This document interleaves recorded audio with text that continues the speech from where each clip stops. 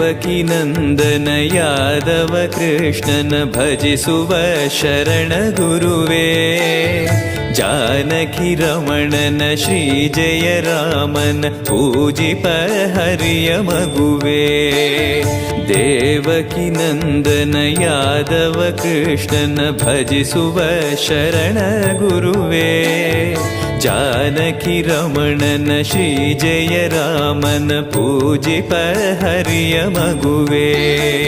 ಮಾಧವನ ಮಧುಸೂದನನ ಆರಾಧಿಪ ನಿಮ್ಮ ನಯನ.